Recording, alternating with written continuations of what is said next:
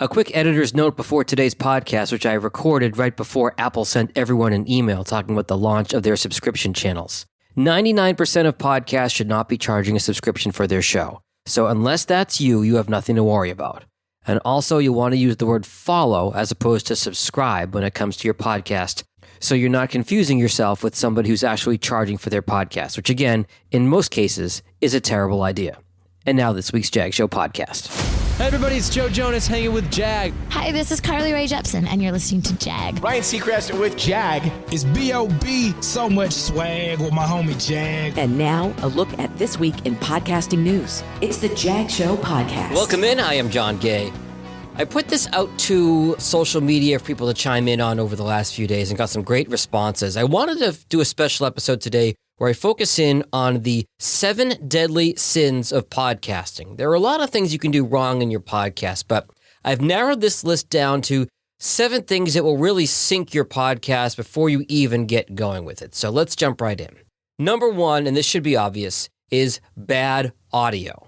Now, this is a wide encompassing topic. It can be anything from recording your podcast from way away from your mic down a long hallway or in a big conference room where there's a lot of echo, or something as simple as having really inconsistent volume between you and your guest. We've all heard of podcasts like that where we're in the car and we're turning the volume up or down depending on who's speaking. It's maddening. It will drive away a listener very, very quickly. So any kind of bad audio, even just a lot of, mouth clicks and coughs and things like that, bad audio, as my uncle will say, audio will always eat your lunch. Bad audio, number 1 deadly sin of podcasting. Number 2, being overly chatty and going on unrelated tangents. Now, this is especially true in the beginning of your episode. If you haven't given somebody a reason to stick around in that first minute or two, they're not going to.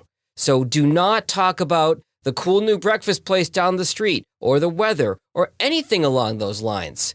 Get to the point. Tell me what you're going to talk about and get to it. And once you get going in it, maybe a quick aside if it's a funny story might work occasionally, but if you can't stay focused on the blueprint for your episode and you're going here, there, and everywhere, unless you are the funniest person in the history of ever, it's probably going to turn your listeners off. Avoid those unnecessary tangents. Number 3, being overly salesy. Now, maybe the goal of your podcast is to try and increase revenue or increase leads, get the old sales funnel going. That's fine, but your podcast is like a business transaction. If you are asking me as a listener for something, whether that's a follow on social, to call or check out your website, you've got to give me something valuable first before you ask me for something in return. Give me really good information. Make me laugh or connect with me on some other emotional level. The podcasts that just start off by rattling off, hey, follow me on social, leave a rating and a review, send me an email, go to my website, that doesn't carry any weight unless you've given somebody something of specific value in terms of content first, especially if somebody's a first-time listener to your show. If I'm checking out your show and you start off with a list of plugs, I don't know who you are. Why am I going to follow that stuff? I'm probably gone by that point. Don't be overly salesy. Provide value before you ask for something in return. Number 4, copyright infringement. This is really, really tricky, and not everybody agrees on this. There are some folks who think fair use, you can use a piece of a movie clip or a piece of a song in a show. The truth of the matter is, the law has not yet caught up to the technology. So if you are using a clip in your show, you could get a cease and desist. You could, at worst, get sued. You never know. Now, Spotify is a little bit of the exception here because Spotify has music rights because of the music side of their platform. So theoretically, if you do a podcast on Spotify or Anchor, there are ways that you can tap into the music within Spotify through their music licensing. But here's the catch. If you do that, that does not cover you if your podcast is an Apple Podcasts or Stitcher or Google Podcasts or anywhere else. So kind of a brilliant move on Spotify's part to maybe incentivize you to be only on Spotify. But if you're only on Spotify, you are losing out on a ton of potential audience. Speaking of Spotify and Apple, number 5 deadly sin on our podcast list, not being on Apple Podcasts and Spotify. These two are still the biggest platforms out there. Google Podcasts making inroads. You're going to see 1-2% on places like Stitcher or iHeartRadio or things like that. But Apple and Spotify are still the big dogs. You need to make sure your podcast is in Apple and in Spotify. Very easy to submit to both.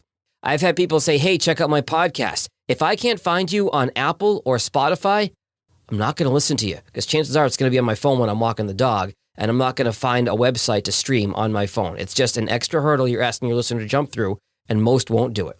Number 6 on our deadly sins of podcasting, talking about upcoming events without any context of when that event is or when you're recording the show. It's easy to avoid this, but your podcast is going to live forever, theoretically. So if you start talking about a big event you've got coming up in the next week without any context, somebody might be listening to your show 6 months or a year or 2 years later. When was this? Did that already happen? All it takes to avoid this is a simple disclaimer. I do this on shows with my clients all the time. So yeah, we're recording this on June 9th, 2021. We're talking about this event that's coming up here in a couple weeks. It's a quick disclaimer. It's a quick aside, and it will help give context and not confuse somebody if they're listening to your show later on, way after you published it. And number 7, our final sin on the deadly sins of podcasting list actually goes a little bit in conflict with some of the other 6, and that is analysis paralysis and not starting your podcast. You might hear this list and think, oh, I don't have my act together. I'm really not ready to start my podcast, or I've got to get my podcast absolutely perfect. I've got to research the equipment. I've got to get the best equipment. I've got to get the best sound. I've got to get the best host. I've got to have everything scripted out and know exactly what I'm going to do. No, just jump into the pool. Do it. Your first podcast is not going to be great, most likely. You will improve over time, but the only way to improve is to actually do it. So jump in the pool and do it. Don't be afraid and try to perfect everything before you start. Just do it. Again, thank you to everybody who connected with me on social media or via email with their ideas for this list. I'm probably going to do a follow-up list in terms of other mistakes that podcasters make that aren't quite as bad as these 7 deadly sins. If you've got an idea, you can hit me up on social at Jag in Detroit, or you can, of course, send me an email, jag@jagindetroit.com. That's also my website if you need help with your podcast, jagindetroit.com. Until next week, stay healthy and stay safe. Later. If you like what you just heard, share The Jag Show with someone else who's interested in podcasts. You can also follow The Jag Show on Apple Podcasts, Spotify, or wherever you get your podcasts. Visit jagindetroit.com.